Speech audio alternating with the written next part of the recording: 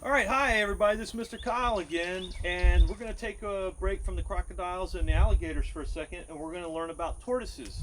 Jay, tell me about what kind of tortoise is this? This guy right here, we actually have 4 of these. These are Aldabra tortoises. Aldabra tortoises are on an island off of Madagascar. It's called the Seychelles Island. There's not too many of these guys, so a lot of people hear about the Galapagos tortoises, but a lot of people don't know what an Aldabra tortoise is. Actually, believe it or not, Galapagos and Aldabras get about the same size. They are the largest tortoises in the world. They can get up to 500 pounds.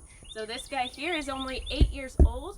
He again can get up to 500 pounds. When he's 500 pounds, he can actually live up to 175 years old. These are very, very long living tortoises. Galapagos, Aldabras, both again can live 175 years up to all the way up to 200 years, which is insane. Now right now I am throwing them out carrots. They eat all kinds of veggies. They love carrots, green beans, they eat corn. We have a little tortoise chow for them as well. So in tortoises, just for some of the younger scouts, I've always known tortoises to live on the land and turtles to live on the water. What is the difference between, other than that, a tortoise and a tortoise and a turtle. Yeah, that's mainly the main difference. So again, tortoises are big land dwellers. They usually have bigger, heavier shells, so they're not designed to swim around in the water. This tortoise is never going to duck down underwater and try to catch a fish or anything like that. His shell's too heavy. It's not designed to do that, so again, they do live on land. Now the aquatic turtles are going to be more flat. They're way better at swimming, getting through the water streams. So you're going to see a big difference in their shells. So again, once they live on land, their shells are usually more domed. Okay. Dome actually holds more pressure, more weight, very strong shells. Oh, also you can see he's standing up when I touch his shell. A lot of people don't know that these guys can feel through their shell.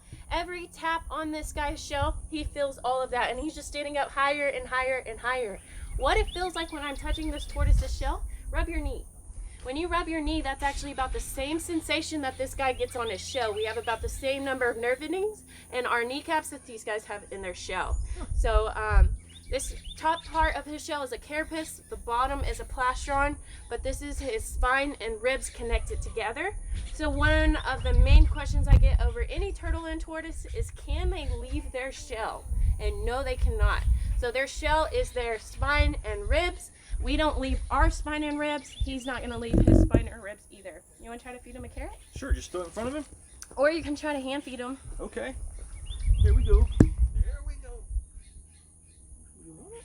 You want it? You might have been enjoying the scratches a little too much. He really liked that. So I've noticed you can scratch him on the back too. They've got more like claws, right? Mm-hmm. So and turtles have a webbed foot, right? Yeah. So is that another difference between? Big difference. So the web feet, of course, help any animal swim, move through the water. These guys are going to have actually, again, like toes and claws, and this helps them dig burrows. So some of our guys are still underground. They dig these little caves. We have 2 up, and the other 2 are still in their caves sleeping. So they will dig these little burrows or caves to sleep in or just hang out in, and then they'll come out in the mornings, of course, eat some veggies, some grass, and then they go back in their caves at night. So they do dig these little caves or burrows that they like to sleep in or hang out in. Perfect. Now, are they, so I know like alligators, right? Don't they almost hibernate when it gets cold? They burrow in the mud. Do tortoises do that too? Yes. So any reptile species is going to go through a brumation when it gets cold. So it's like a hibernation. They're technically not sleeping like bears and squirrels. They're still awake, like our alligators and crocodiles. They are still awake and moving, but they just move really little, and they don't eat at all. Okay. So they try to preserve as much energy as they can, since they're not getting much energy from the sun. Because that alligator or any reptile, this tortoise, they have to heat up in the sun. Just imagine them as like a battery. The sun is what charges them so they can eat and move. If they don't have the sun, they can't eat and they can't move. So they literally just stay really still. They don't waste any energy until the sun comes back out again. So that happens every winter with all of our reptiles. Okay. He's looking for some more. Here you go, buddy. There we go.